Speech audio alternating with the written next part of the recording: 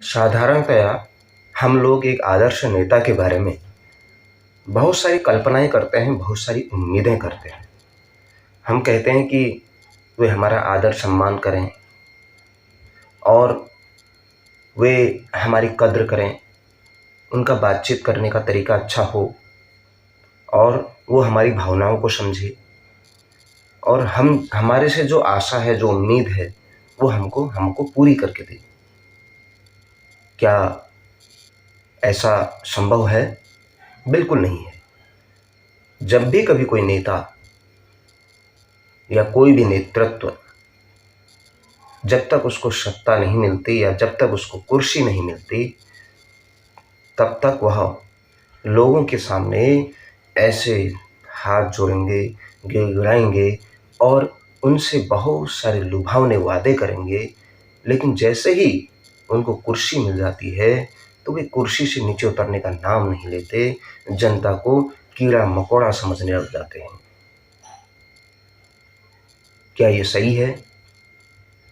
अगर वो किसी क्षेत्र में जाते हैं, कहीं पर जाते हैं, अगर उनको थोड़ा सा सम्मान न मिले तो उस क्षेत्र के साथ वो भरोसा तोड़ देते हैं, जबकि उसे समदर्शी होना चाहिए।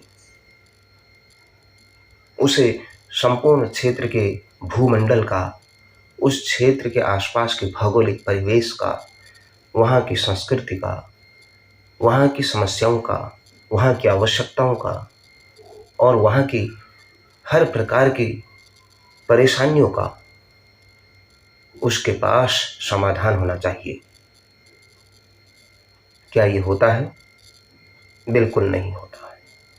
बहुत कम लोग होते हैं जो अंतिम व्यक्ति तक अपनी पहुंच बना पाते हैं। सबसे पहले तो एक अच्छे नेता को अपने क्षेत्र में पड़ने वाले गांव, और गांव ही नहीं, अपने देश की भौगोलिक, सांस्कृतिक और सामाजिक क्षेत्र के हर पहलू का उसको ज्ञान होना चाहिए। उसके अंदर अपनी बात को जनता तक पहुंचाने की एक विशेष कला होनी चाहिए।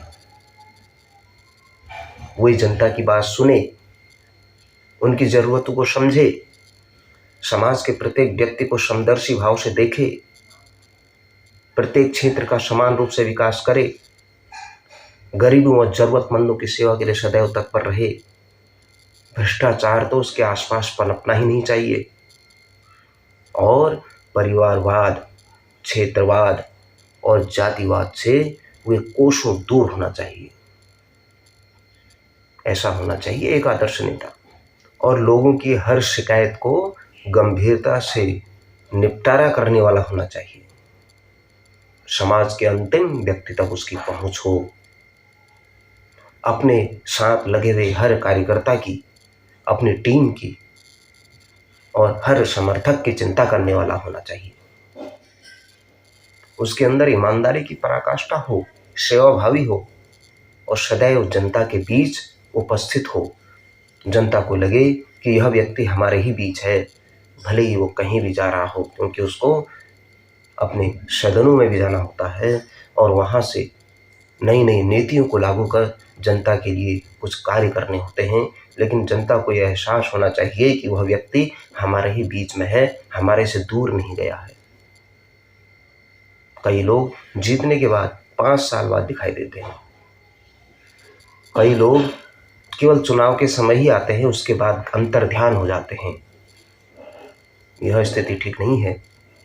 कई लोग क्या करते हैं कि एक प्रोजेक्ट हुआ 10 साल पहले शुरू और वो कभी समाप्ति नहीं होता है। उसमें न जाने कितनी लीपापोती हो चुकी है।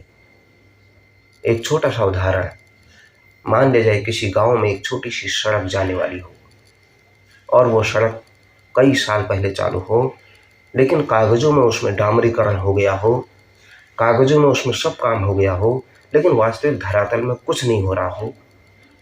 यह भी नहीं होना चाहिए। इतना बड़ा भ्रष्टाचार यह हमारे लिए प्रश्न चिन्ह खड़ा करती है। इसलिए भ्रष्टाचार तो हमारे आसपास होना ही नहीं चाहिए। उसका प्रतिबिंब ऐसा हो कि लोग उसके उदाहरण देते देते थके नहीं।